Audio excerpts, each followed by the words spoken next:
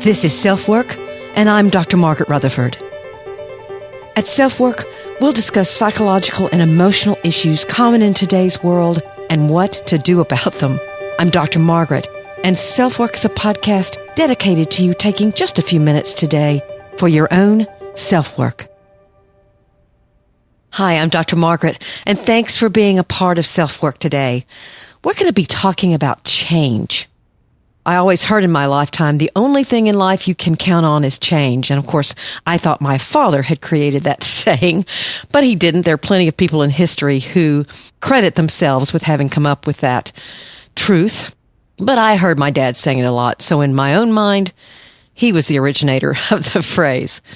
But we all know that change is inevitable. And so how do you handle change that you choose? And how do you cope with change that you don't? That's what we're going to be focusing on today. I'm going to give you 5 ways that people avoid the reality of change. And this can get kind of complicated and crazy, really. And then the number 1 way to cope with unwanted change.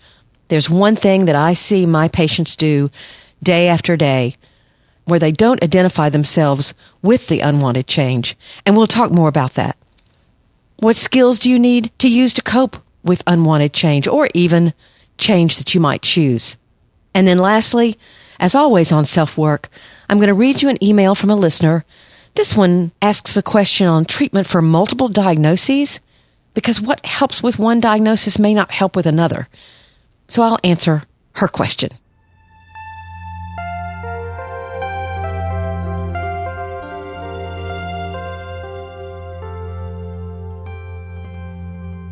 Today we're talking about change. There are some people that are seekers of change that really have lots of curiosity and seek stimulation. They're not afraid of change at all. In fact, sometimes they can act somewhat impulsively and go toward too much at one time. But there are other people who really struggle with change, even change that they choose. I remember a woman who came into my practice, and she was in her 40s. She talked about having a great marriage, a couple of kids that were doing well. She worked part-time. Her parents were alive and well.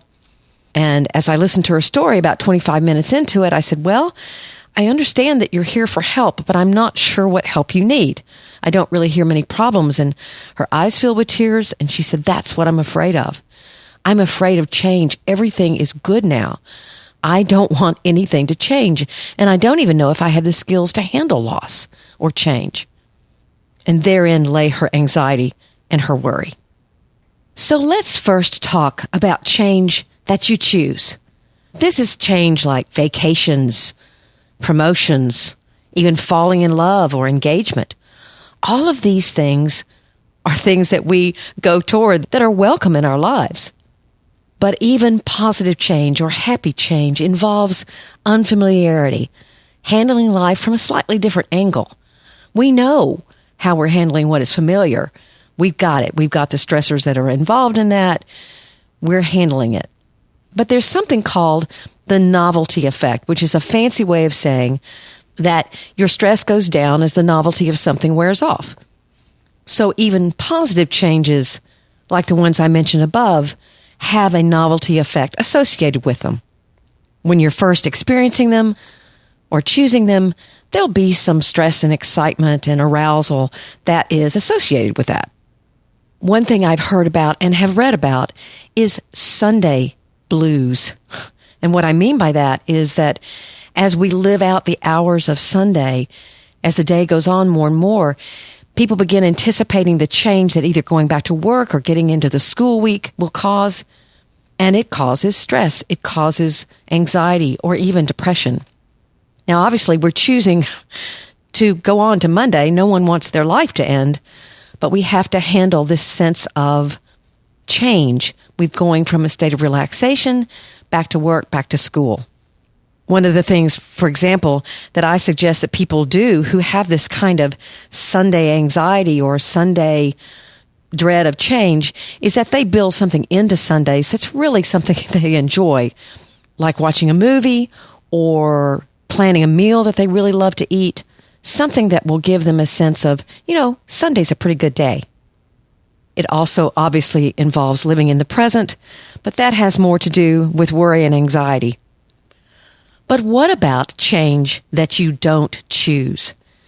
We all fear this. We live in a state of being where we believe that we know pretty well what's going to happen in the next minute, the next hour, that day.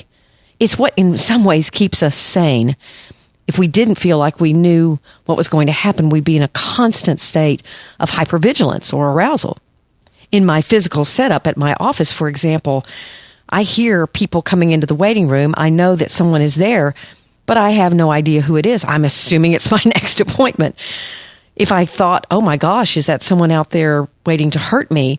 I wouldn't have a sense of safety. We all predict that we know what's going to happen. And of course, sometimes life hands us something where that's not the case. Some researchers named Holmes and Ray, and that's R-A-H-E if you want to look it up, they did a study on how change affects actual illness or the prediction of illness, and they found a high correlation. So that kind of stress can definitely lead to mental problems as well as physical ones. Here's a list of the 10 most stressful life events for adults. Death of a spouse, huge. Divorce, marital separation, imprisonment, death of a close family member, personal injury or illness. Number 7 is marriage. So it has about half the clout of a death of a spouse as far as illness is concerned. Interesting. Dismissal from work, marital reconciliation, and retirement. Again, 2 things we would think of as positive stressors, but they do have an impact on us. Now, for non-adults, it was somewhat different. Death of a parent is again number 1.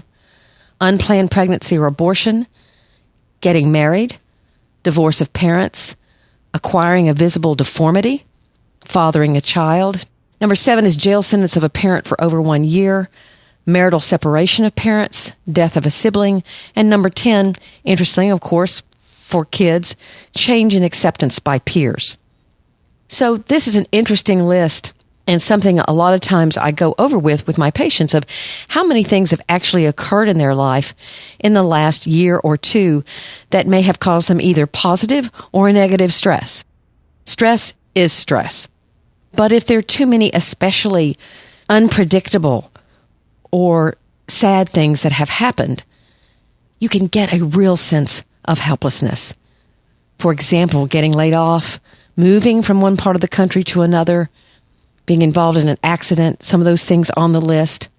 I would add a diagnosis of mental illness, either for you or for someone you love. Your life can be transformed in an instant where you've taken things for granted. Even if you predict that a loss is going to happen, actually handling that is very different. I was talking with someone just yesterday about their aging parent and watching them develop dementia and how difficult that is. It's one thing to even visualize what it might be like. It can be another to live it. I remember well when my son left. I have the one son.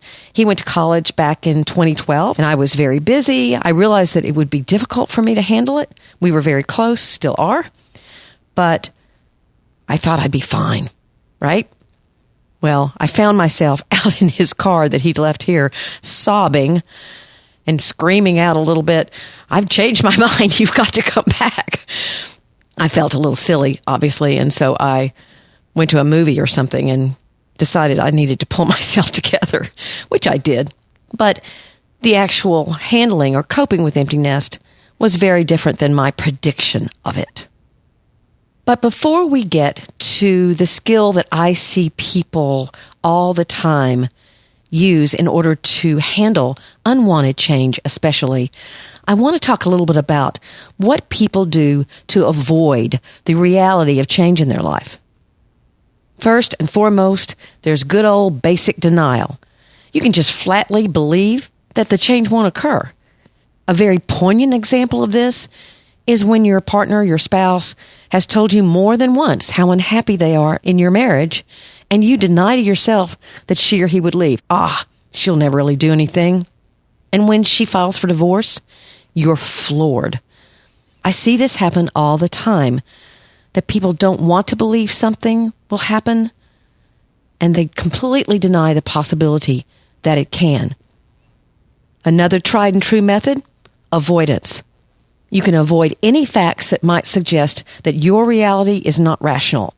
This typically entails putting off that the change is coming, or pretending, for example, maybe that it won't be necessary to move, or you just forget to make that cardiology appointment when you know you have tightness in your chest. You just don't get around to making those decisions.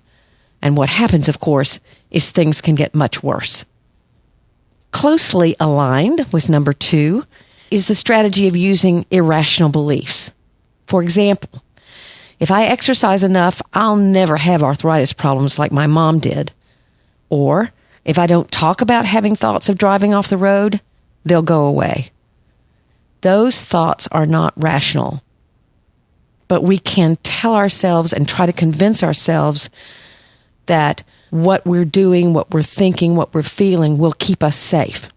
And that's true to a certain extent. But when you have irrational beliefs, you carry it way too far. The 4th is living in the past. I'm sure we all know people who do this. For example, they dress far too immaturely for their age, or they continue behavior that might have been great when they were in college, but it doesn't fit adulthood. Not moving on and not accepting change is their strategy to fend off the reality that it's occurring. Mothers or dads who are buddies with their kids, people who still go out and party a lot, even though they've got young children at home. They're avoiding the present by living in the past.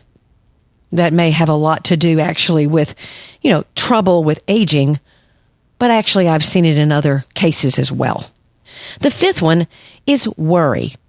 Many, many people believe that if they worry about things enough, they can prevent bad things from happening. They can prevent unwanted change. Now, it goes way beyond thinking ahead, realizing potential problems, and creating solutions.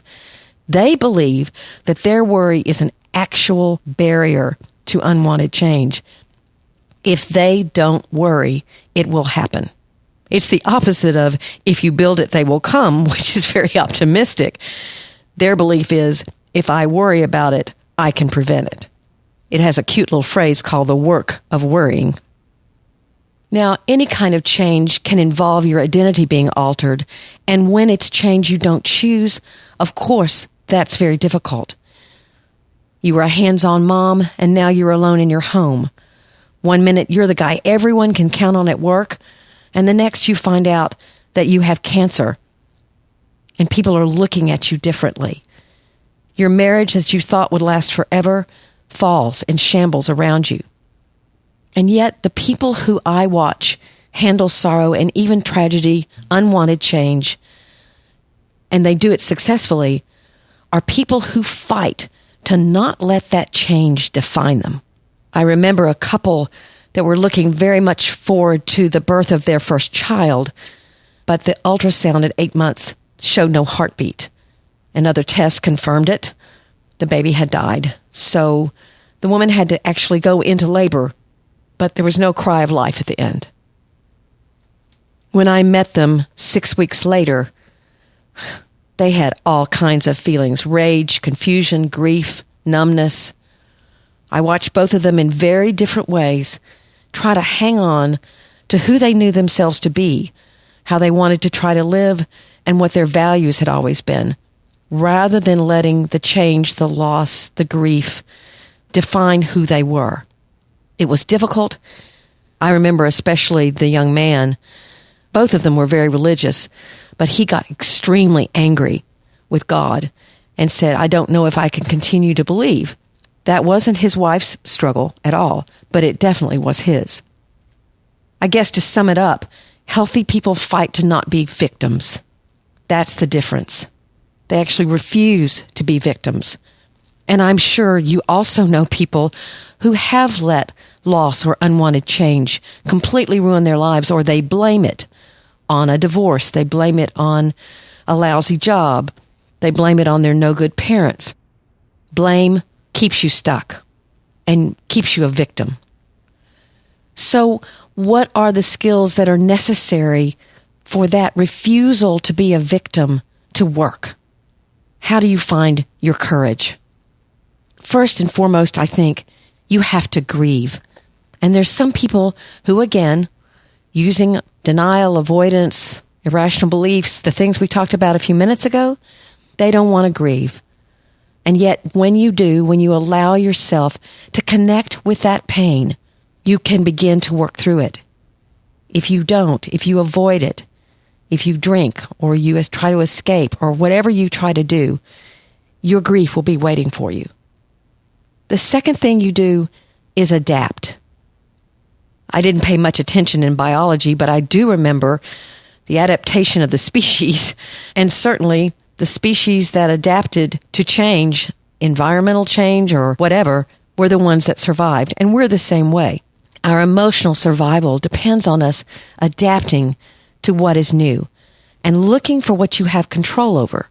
That helps with depression, that helps with anxiety, but that adaptation requires you to say, I don't have control over whether this change happened or is going to happen, but I can look for what I do have control over and focus on that. I'm going to tell you a story. I'm kind of a storyteller. My patients know this. I was very lucky to have a woman named Ethel. We called her Et in my life. She was actually my grandmother's third cousin. She was 84 when I met her, and I was 24, and she didn't die till she was 104.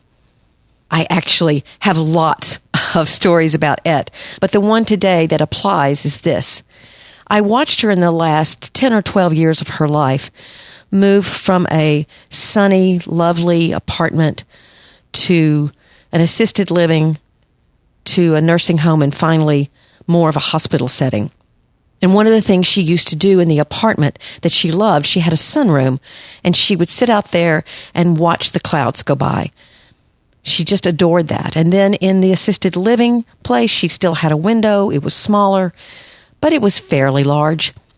And she said, you know, I still love to look at the clouds. By the time she'd reached the smaller facilities, she had a very tiny window. And I, in my really stupidity, said to her, well, I'm sorry that you only have this one window, Ed. And she said to me, Margaret, they are still the same clouds. She had lived her entire life like that, focusing not on the size of the window, but on the clouds. And that's what I'm talking about in handling unwanted change. So in summary, there's change that you want and change that you don't, or that you don't think you do. Sometimes that change turns out to be something that you do want or that you can welcome and embrace, but perhaps you don't know it at first. All change is stressful, and you can try to avoid, deny, irrationally believe, worry, or live in the past, but none of that is going to prevent change. And the key to accepting change and moving with it, adapting to it, is don't allow that change to victimize you. Don't let it paralyze you. And what Et would tell you is simply search for the clouds.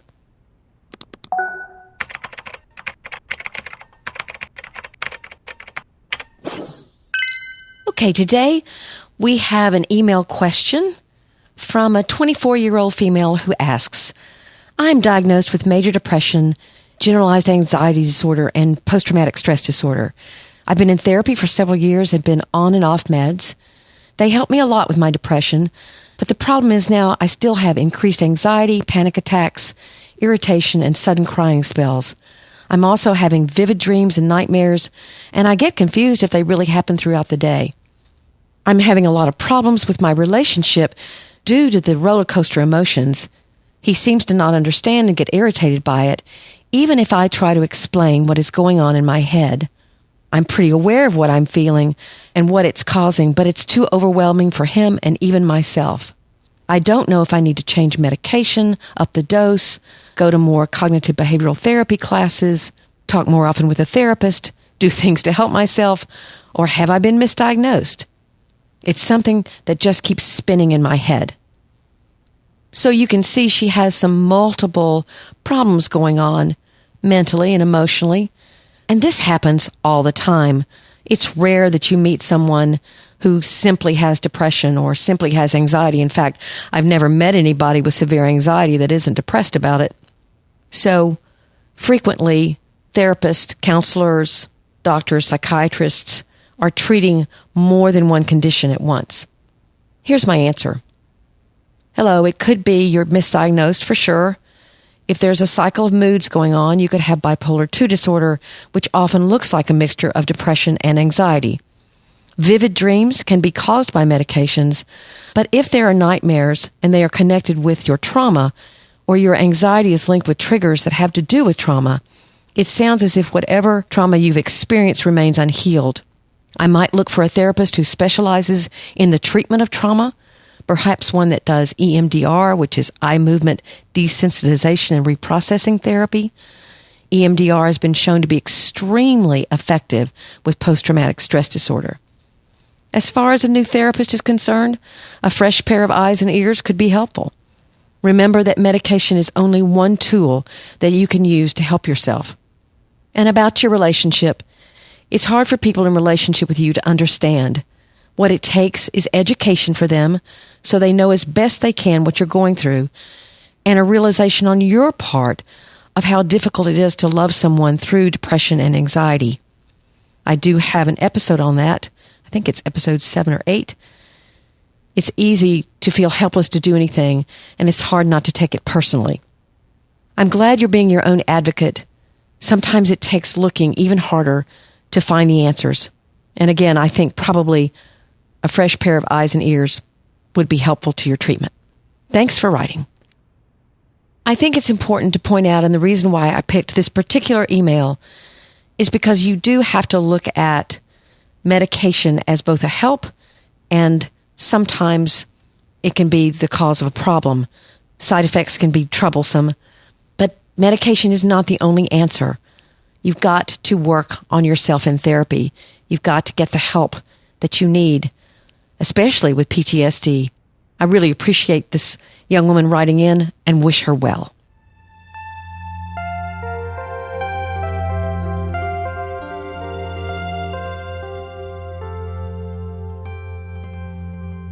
Thanks for listening to this episode of SelfWork. You can reach me in a lot of different ways, which I hope that you'll do. My website is drmargaretrutherford.com, and I blog there weekly. You can email me at askdrmargaret@drmargaretrutherford.com. I do read all my emails. I'm the only one who sees them, and I'll answer you. I'm on Twitter at Dr_Margaret. And if you look for me, you can find me on all the other social media. I'm on Pinterest. I'm on Instagram. I love to cook, and I put some of my creations on Instagram like I'm a big chef or something, and I'm not, but I come home and cook for my own therapy. I'd really appreciate it if you tell your friends about SelfWork. In a month or so, I will be incorporating interviews into the format, and I'm really looking forward to that. There was a bit of a learning curve there, so I'm going to practice a bit before I actually ask someone to be my first interviewee, but I'm looking forward to that, and we'll let you know who I'm going to be interviewing. Thank you to those who've left me a rating or a review. That's especially helpful in iTunes to get the attention of other potential listeners. And of course, I hope you subscribe.